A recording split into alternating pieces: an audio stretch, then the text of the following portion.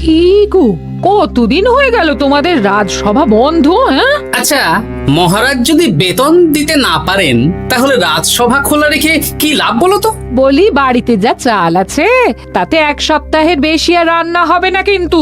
হ্যাঁ, সেই জন্যই তো হিসেব করছি। বাড়িতে অপ্রয়োজনীয় যা যা জিনিসপত্র আছে সেসব বেচে দেব। আর বেচার মতো কিছুই নেই গো। দেখো, তুমি সব সময় আমার পরেই খাও, তাই আমাদের একটা করে থালা বাটি বেচে দিলে তো কোনো সমস্যা নেই গিন্নি। এই তোমার মাথা না কাজ করছে না। যাও বাইরে ঘুরে এসো, পারলে বাজার থেকে ধার করে হলেও একটু চাল নিয়ে এসো। দেখি যদি কোনো সহৃদয় ব্যক্তি চাল দেয়।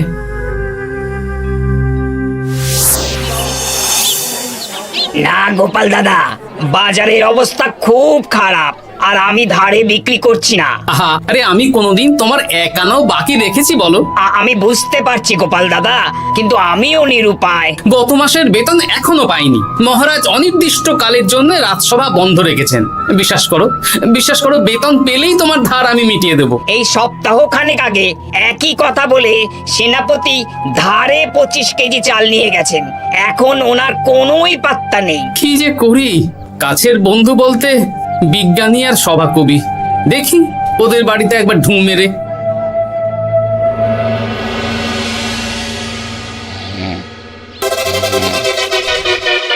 কৃষ্ণনগর কৃষ্ণনগর কৃষ্ণনগর শূন্য। হ্যাঁ, এবারে একটা মোহরও নেই। জাহাপানা সর্বনাশ হয়ে গেছে। কি হলো? পালে বাঘ পড়েছে নাকি? এই ঘুমের 12টা বাজিয়ে দিলে। জাহাপানা, এবারে কৃষ্ণনগর থেকে একটা মোহরও খাজনা আসেনি। হ্যাঁ, বলো কি? 1 মাস আগে বাৎসরিক খাজনা দেওয়ার শেষ দিন ছিল, কিন্তু এখনো একটা মোহরও খাজনা আসেনি। না জাহাপানা। পড়েছে এই বেগমের জন্য হীরের হার, হীরের কানের দুল, হীরের নাকছাবি বানাতে দিয়েছি। উজির, যা হোক করে কৃষ্ণনগর থেকে আমার খাজনা চাই চাই। তাহলে তো কৃষ্ণচন্দ্রকেই তলব করতে হবে। যা করার করো। বাবা, এই সময় তোমার শখ হয়েছে ময়না পোষা? আরে না না, আমি পুষিনি। একটা পশ্চিমের গ্রামে কদিন আগে ঘুরতে গিয়েছিলাম। আচ্ছা, ওখান থেকে নিয়ে এসেছো? না, তাও আনিনি, ছোলা খেতে দিয়েছিলাম। দেখি তারপর আমার পিছনে পিছনে উড়ে উড়ে চলে এসেছে। বাবা বাহ, এ তো ভালো কথা। বিয়ে তো করলে না, তাও একটা সঙ্গী জুটেছে। এ যে সে পাখি নয় গোপাল, এ ময়না কথা বলে, দেখবে। এই ময়না, বলো তো গোপাল এসেছে। আরে বাস, বলো তো গোপালের ভুঁড়ি আছে আমার নেই। বেশ বেশ বেশ। এ ভোরবেলা আমার কাছে আসে, সারাদিন আমার কাছে থাকে, আবার সন্ধে হলেই নিজের বাসায় নিজে নিজেই ফিরে যায়। বুদ্ধিমান পাখি।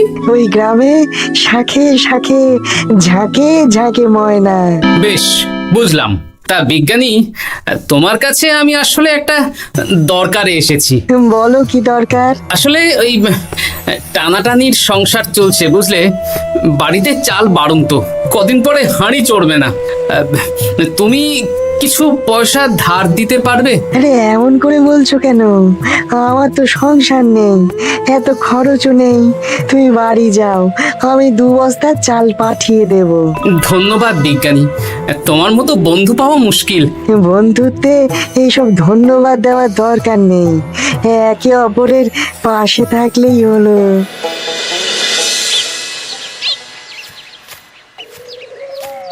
এ কি গো, খালি হাতে ঢুকছো যে?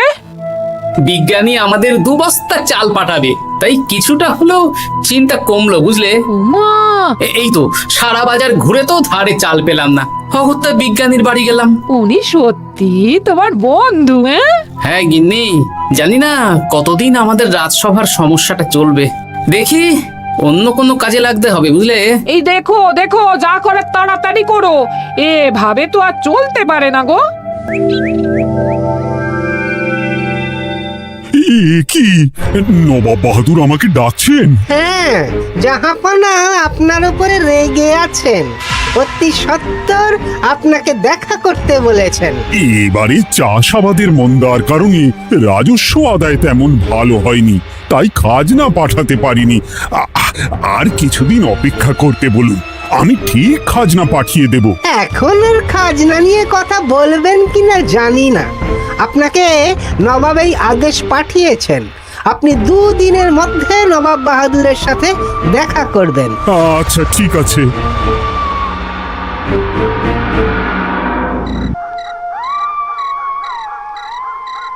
মহারাজ, এই বিপদের সময়ে আপনাকে একমাত্র একজনই সাহায্য করতে পারে, আর সে হলো গোপাল। আমি কোন মুখে গোপালকে ডাকবো বলো তো রানী? দীর্ঘদিন ওদের বেতন দিতে পারছি না।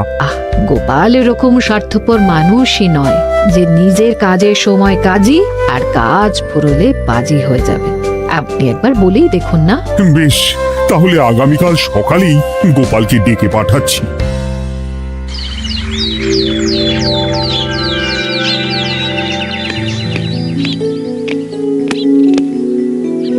আসতে পারি মহারাজ? হ্যাঁ গোপাল, এসো এসো।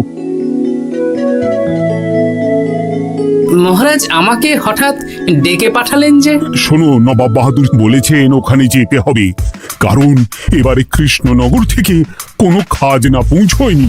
মহারাজ, আপনি গেলেও বিপদ, না গেলেও বিপদ। হ্যাঁ, সেটাই তো আমাকে সবচেয়ে বেশি ভাবাচ্ছে, কিন্তু না গেলেই যে নয়। তাহলে এক কাজ করি মহারাজ, আমিও বরং আপনার সাথে যাই। যা বিপদ আসবে একসাথে লড়বো। ও গোপাল, তুমি যেন আমার বুক থেকে পাথর নামিয়ে দিলে।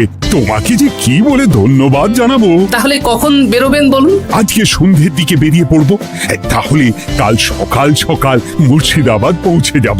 কতদিন থাকতে হবে তো কিছুই জানি না, তাহলে ওই 3-4টে জামা কাপড় ধুতি নিয়ে নেব, কি বলেন? হ্যাঁ হ্যাঁ, তাই নিও। তাহলে সন্ধ্যেবেলা রাজবাড়িতে এসো, একসাথেই বেরিয়ে পড়বো। আচ্ছা মহারাজ। বলি, তোমার কি মুর্শিদাবাদে না গেলেই নয় গো? আমাকে তো যেতেই হবে গিন্নি। জানি নবাব বাহাদুর কিভাবে ছক করে কল করে, তুমি সাবধানে থেকো গো। দেখো, আমি যখন যাচ্ছি তখন নবাব বাহাদুরকে এবার সাবধানে থাকতে হবে। হ্যাঁ, ঠিক আছে ঠিক আছে, মাথা ঠান্ডা রাখবে, বেশি ওস্তাদি করতে যাবে না। এমনিতেই আমাদের অবস্থা এখন ভালো নয়। আরে তুমি অতিরিক্ত চিন্তা করো না তো গিন্নি। জাহাপনা, গয়নাগুলো কবে আসবে? এখনো 2-3 দিন সময় লাগবে বেগম। এত সময় লাগছে কেন জাহাপনা? দেশের কোণে কোণে খুঁজে সেরা সেরা হিরে দিয়ে বানানো হচ্ছে, যে সময় তো লাগবেই বেগম। তাহলে তো অনেক খরচ হচ্ছে। তাও হচ্ছে বটে, কিন্তু তোমার জন্য আমি সব করতে পারি। আমাদের মুর্শিদাবাদের হীরালালের হাতের কাজ দেশের সেরা। আপনি সত্যি আমাকে ভালোবাসেন, আমার জন্য এত খরচ করে গয়না বানিয়ে দিচ্ছেন। তুমি খরচ নিয়ে এত চিন্তা করো না। কৃষ্ণনগর থেকে এই বছর ভালো খাজনা প্রাপ্য ছিল, কিন্তু এখনো একটা কানাকড়িও আসেনি। তাহলে আপনার গয়না বানাতে যা খরচ হবে সব আপনার সিন্ধুক থেকে দিয়ে দেবেন? না না না, কৃষ্ণনগর থেকেই আদায় করব, ওকে তলব করেছি। আচ্ছা, সহিস, গাড়ি ছাড়ো। যথাজ্ঞা মহারাজ।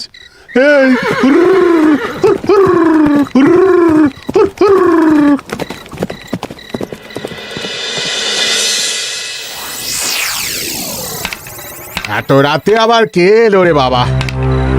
খুলছি খুলছি।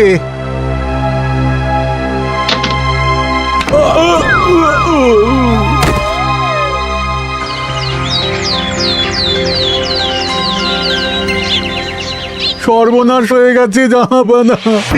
কি হয়েছে হীরালাল? নবাব বাহাদুর, মহারাজ কৃষ্ণচন্দ্র আর গোপাল এসেছেন আপনার সাথে দেখা করতে। ওদের দরবারে আসতে বলো।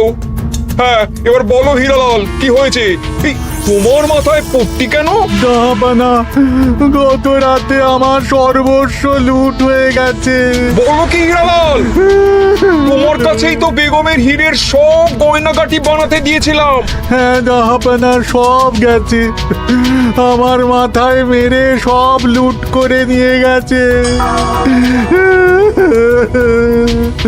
এবার আমি কি করব জাহাপানা? বেগম সাহেবা, আপনার গয়না যে হীরালাল শেখরার কাছে জাহাপনা বানাতে দিয়েছিলেন, ওনার সব লুট হয়ে গেছে। মানে? আমি এক্ষুনি নিজের কানে শুনে এলাম, এখন হীরালাল শেখরা এসেছে। আমি এক্ষুনি যাচ্ছি। কি করব জাহাপানা? আমার তো সব শেষ হয়ে গেল। আমি কোনো কথা শুনতে চাই না, আমার ওই হীরের গয়নাগুলো চাই। চাই বললেই তো পেয়ে যাবে না। এখন এই গয়না শুধু নয়, হীরালালের সব সোনা দানা চুরি হয়ে গেছে। সেগুলো খুঁজে পেতে হবে। বিগত কয়েক বছর আমার মুর্শিদাবাদে কোনো চুরি ডাকাতি হয়নি। প্রত্যেকটা গ্রামবাসী সুখে শান্তিতে আছে। বাইরের কোনো শত্রু আসারও সুযোগ নেই। গ্রামের সীমানায় দিন রাত প্রহরী থাকে। যদি এসেও থাকে, পালাতে পারবে না। এবারে তাহলে চোরটা কে বুঝবো কি করে? এসব সামান্য চোর ধরার কাজ আমার কাছে নস্যি। জাহাপনা, আপনি যদি কৃষ্ণনগরের এবছরের খাজনা মকুব করে দেন, তাহলে আমি চোর ধরার ক্ষেত্রে সাহায্য করতে পারি। ঠিক আছে কৃষ্ণচন্দ্র, তোমার এই গোপাল যদি চোর ধরে দিতে পারে, তাহলে এবছরের খাজনা মুকুব। আগে আমি ওই শেখরার সাথে একান্তে কিছু কথা বলতে চাই। বেশ, প্রহরী প্রহরী, তুমি গোপাল আর শেখরাকে একটা ঘরে নিয়ে যাও। আসুন। এবার আপনি চুরির ঘটনাটা বলুন। চুরি না, ডাকাতি। সে যাই হোক, বলুন বলুন। গতকাল রাতে, তারপর সকালে জ্ঞান ফিরে ঘরে গিয়ে দেখি সব ফাঁকা। আমার ঘরের সাথেই লাগোয়া দোকান। আচ্ছা, দেখুন, আমি আপনার কথা শুনে আর একটু আগের যা আলোচনা শুনলাম, তার থেকে মনে হচ্ছে এই চোর স্থানীয় চোর। কি করে বুঝলেন? কারণ বাইরের চোর হলে তো এত নিখুঁত কাজ করা সম্ভব নয়। চোর নিশ্চয়ই আপনাকে ব্যক্তিগতভাবে চেনে। হ্যাঁ, এবার মশাই আপনি বলুন তো, আপনার কোনো শত্রু আছে? না, শত্রু নেই তেমন। আমার সাথে কারো সম্পর্ক খারাপ নেই। আর আমাদের পাড়ায় সবাই ব্যবসায়ী, সবাই সম্ভ্রান্ত লোকজন। বেশ, তাহলে সব ব্যবসায়ীদেরকেই ডাকতে হবে। আমি নবাব বাহাদুরকে বলে দিচ্ছি, আপনি এখন আসুন। নবাব বাহাদুর, আপনি ওই গ্রামের সকল ব্যবসায়ীদের আপনার মহলে ডাকার ব্যবস্থা করুন। সবাই কিন্তু বেশ সম্ভ্রান্ত ব্যবসায়ী। সে হোক না, ওই গ্রামে তো সবাই ব্যবসায়ী, আর বাইরের কোনো লোক গ্রামে ঢোকেনি বা বাইরেও যায়নি। তাই যদি কেউ চোর থেকে থাকে, তাহলে ওই ব্যবসায়ীদের মধ্যেই আছে। বেশ, আমি সবাইকে আমার মহলে নিয়ে আসার ব্যবস্থা করছি। আর একটা ফাঁকা বড় ঘর চাই, যেখানে চোর ধরার পরীক্ষা হবে। আর সেই ঘরে আমাদের কৃষ্ণনগরের ঘোড়া চোর ধরবে। হ্যাঁ, ঘোড়া চোর ধরবে? হ্যাঁ, যে ঘোড়ার গাড়িতে আমরা এসেছি সেই ঘোড়া। যদি চোর না ধরতে পারো, তাহলে পুরো খাজনা তো গায়ের জোরে নেব, সাথে সাথে কৃষ্ণনগরটাও কেড়ে নেবো। আমার উপর একটু ভরসা রাখুন নবাব বাহাদুর, আর যা বললাম করুন। বেশ, শুনুন, এই ঘরে আমার এক প্রিয় ঘোড়া আছে, আর সামনে একটা বালতিতে ছোলা সেদ্ধ রাখা আছে। আপনারা সকল ব্যবসায়ীগণ একে একে যাবেন, দরজা ভিতর থেকে বন্ধ করবেন, আর ঘোড়াকে এক মুঠো করে ছোলা খাইয়ে ফিরে আসবেন। তারপর কি বাড়ি চলে যাব? না, সবার ছোলা খাওয়ানো হয়ে গেলে আমি ঘোড়ার কাছে যাব, আর ঘোড়া কানে কানে আমাকে বলে দেবে কে চোর। তাহলে আর দেরি কেন, সবাই একে একে যাও।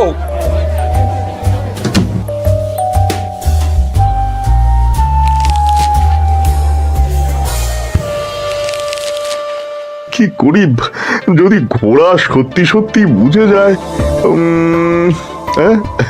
ছোলা খাওয়াবোই না।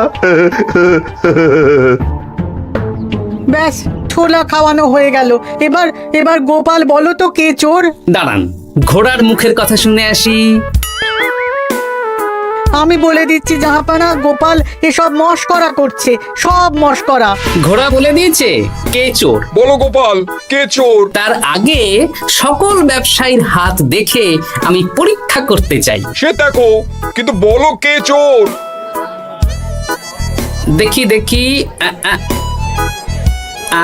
না, দেখি আপনারটা। না, আপনিও না। না, আপনিও না। একই মশাই, চুরিটা তো আপনিই করেছেন, আপনিই চোর। কি উল্টো পাল্টা কথা বলছেন?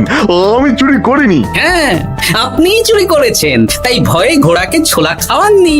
কারণ আমি ছোলার মধ্যে রান্নার হলুদ গুঁড়ো মিশিয়ে রেখেছিলাম, তাই যারা যারা ঘোড়াকে ছোলা খাইয়েছেন সবার হাতেই হলুদ রং লেগে আছে। শুধু ওর হাতে নেই। ভাই, শেষে তুই? তোর মনে মনে এত হিংসা?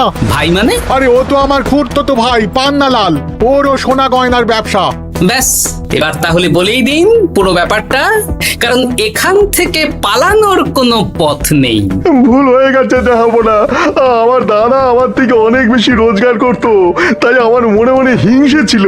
তারপর বেগম সাহেব আর হীরের গয়না বানানোর এত বড় বায়না পেল, তাই হিংসা আরো বেড়ে গেল। আর তুই চুরি করলি? চুরির সব জিনিস কোথায় আছে? আমার বাড়িতেই আছে জাহাপনা। সাব্বাস গোপাল, সাব্বাস। তোমার কি বুদ্ধি! তাহলে জাহাপানা, কথা মতন আমাদের এই বছর তাহলে খাজনা দিতে হচ্ছে না। না, কথা যখন দিয়েছি তখন আমি তো আর কথার খেলাপ করতে পারি না। আচ্ছা গোপাল, তোমার তো এত বুদ্ধি, আমার একটা শখ পূরণ করতে পারবে? কি শখ বলুন নবাব বাহাদুর। আমার অনেক দিনের ইচ্ছে একটা হাওয়া মহল বানাবো, কিন্তু ঘরামি রাজমিস্ত্রি কেউই বানাতে পারবে না বলছে। তুমি কি বানিয়ে দিতে পারবে? আগে পারবো জাহাপনা, কিন্তু তার বদলে আমি কি পাবো?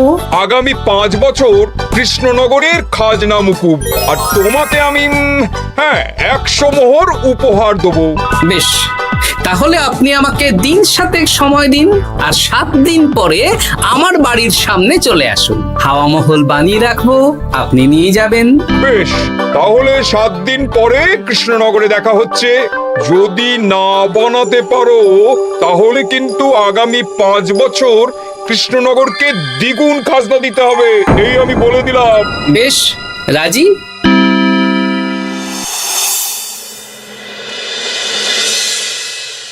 বেশ তো বড় মুখ করে বলে দিলে হাওয়া মহল বানাবে।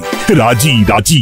এবার যদি না বানাতে পারো, সব তো উল্টে যাবে। আপনি চিন্তা করবেন না মহারাজ, নবাব বাহাদুর আমাকে প্যাঁচে ফেলতে চেয়েছেন, তাই আমিও ওনাকে ঘোর প্যাঁচ দেব।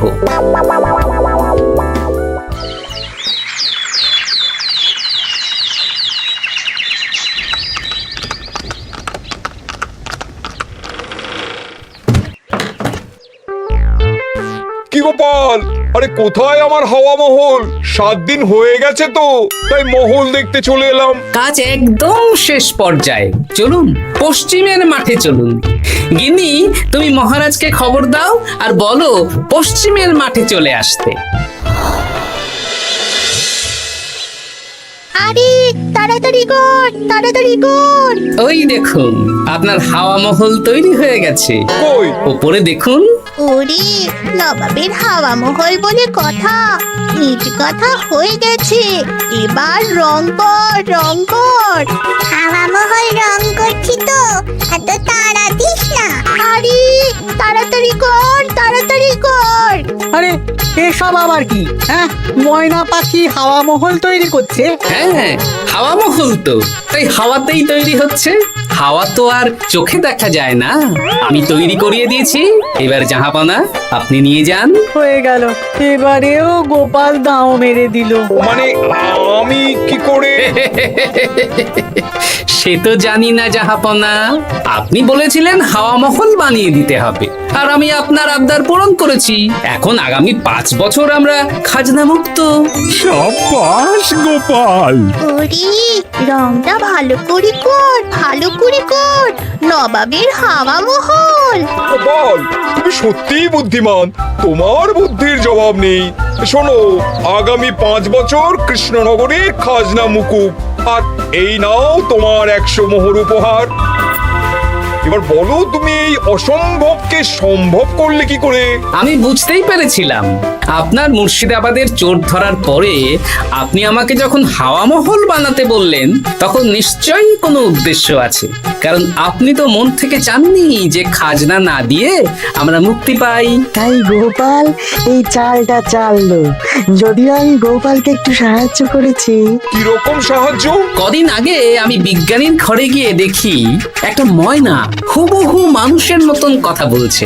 আর বিজ্ঞানী বলল এরকম অনেক ময়না পাখি আছে। ব্যাস এই এক সপ্তাহ ধরে আমি ময়নাগুলোকে বিভিন্ন বুলি শেখালাম, আর ওরা সেগুলোই বলে চলেছে। নয়, হ্যাঁ। ওরে রংটা ভালো করে কর, ভালো করে কর, নবাবের হাওয়া মহল। মহারাজ, 100 মোহর আপনি রাখুন। আমাদের সব সভাসদদের এই মোহর থেকেই আপাতত বেতন দিয়ে রাজসভা শুরু করুন। ধন্যবাদ গোপাল, তোমাকে আমার সভাসদ পেয়ে আমরা সবাই ধন্য। আর বিজ্ঞানীকেও।